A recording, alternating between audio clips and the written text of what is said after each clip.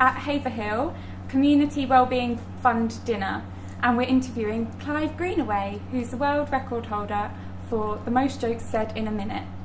Tell us a bit about your background and what made you start performing comedy. Well, when I left school, I had 4 ambitions there. Firstly, I wanted to join the army and be a tank driver, which I did.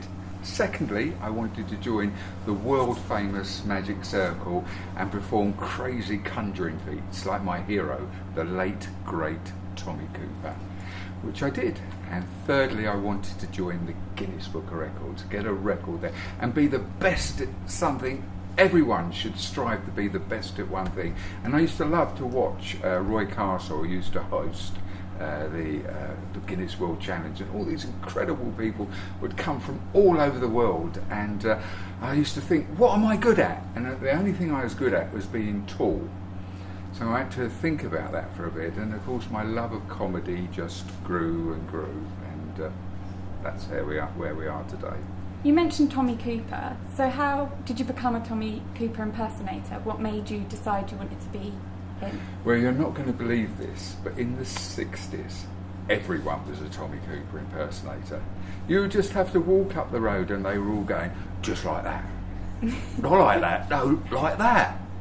See? And everyone did it. I was even once on a cruise down the Nile, and on those ships you get out and all the Arabs there sell their wares, and this chap just had a trestle table full of fezzes, and he said, are you English? And I said, yes. And he put on a fez and he went, just like that. I said, oh, that's fantastic, you know the great man's catchphrase. He said, who? I said, Tommy Cooper. He didn't know it. He just knew every Englishman used to walk up to him, put a fez on and go, just like that. Oh, that's so cool. I've always known Tommy Cooper, obviously doing the radio. Mm-hmm. So I just find it so great that we've got you here today to do it. But it's his birthday this week. It would have been last Wednesday. Oh, see, I didn't know that. Ah, well, you've got to do your research. As you won't stay long on this radio show, this is going to be top draw. Watch out, the BBC. You are now the world record holder. The fastest man on the planet. Yeah. Let's cut to the chase. The fastest man on the planet. Lenford Christie, Muhammad Ali, I'm up there with the great ones. So how does it feel to be like that? How does it feel to be top? I'm magnanimous. You've got to, I've got a responsibility now being the fastest man on the planet. Every joke I tell must be delivered seriously. So how did you plan and organise the jokes? Well, I was doing a tour around the country. I went to all the theatres and that, and I was practising and warming up, and it's getting faster. Because last year, I don't know if you know, not being sexist, but it was the World Cup last year, young lady, and Germany were tipped to win. And in the same breath, they told us that the Germans had the world record for telling the most jokes. Indeed, a chap called Marcus, he could do 21 jokes in a minute. I steamroller that. So I thought we may not win the football, and surely enough we didn't, but we did take the world title away from them in joke telling. So has this had an effect on your career? No, I've always been big-headed. So what are the next steps for you now that you've gained all this media attention? Right, I know. I mean, I'm so chuffed to be here tonight. It doesn't get bigger than this, does it?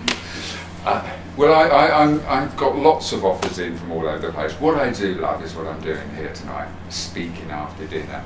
I love being on telly, and I've always had lots of different slots of fun things over the years. So I think, fingers crossed, everything's going to grow a little more. What makes you laugh? Really, the ridiculous. Because I've studied comedy all my life, it's quite hard to make me laugh. Okay, but I'm looking for it all the time, because a good laugh cleanses you, it makes you feel great, it releases all those natural drugs from your brain and makes you feel good. But if you, good old-fashioned slapstick, fall off your chair now, I bet that would make me laugh. I don't think I should fall off my chair. No? Okay, well, it's that sort of thing. Charlie Chaplin was great, yeah. wasn't he? Because no one could kick someone up the backside like Charlie Chaplin, wouldn't it be? The classic setup that makes someone laugh. Charlie walking down the road, and there's a chap bent over, doing up his shoelace. Charlie's coming down, isn't he? Initially walks past him and everyone goes, no, why didn't you just kick him? Then he has the thought, turns around, whack. And that's the stuff that makes you Yeah, laugh. lovely slapstick stuff. Oh. Drop some cards on the I floor. think I got away with it. So what 3 things would you take to a desert island? Well, I'd take my lovely Jackie, and I would take my Tommy Cooper conjuring set, and a nice bottle of whiskey. So why did you choose those? Why did I choose? Because they're permanently in my life, so they would come with me. Do you think being funny is a natural thing, or can you teach yourself?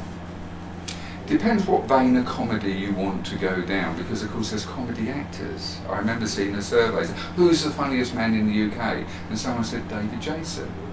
But he's a comedy actor, he's not a comedy, stand-up comedy. Okay, so it's all about your character. Are you natural enough to be funny? Do people warm to you? More often than not, people say when they meet their comedians, they're quite quiet and reserved. So you have to take on a persona when you go up there.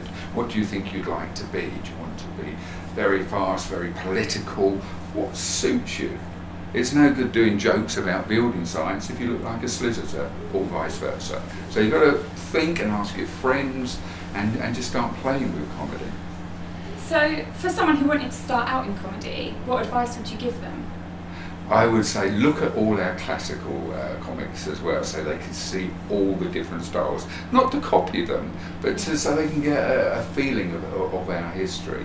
Look at what's going on, look at what makes them laugh, and then think, do they want to be a character comedian? Do they want to be the stand-up? The hardest job in the world. Are you currently touring, and if so, where can we find out more? Okay, I've just finished a tour from the UK, so I'm having a little respite. If any theatres are after some one-offs, and that will be great. But I really love speaking at the dinners, and as an inspirational speaker, talking about Tommy Cooper, where he came from nothing to be the highest paid comedian in the UK, or just doing a full cabaret show, recreating all those great fun moments and those magical tricks. Thank you so much for helping us out today and that sort of questions. It's been all my pleasure. Thank you very much.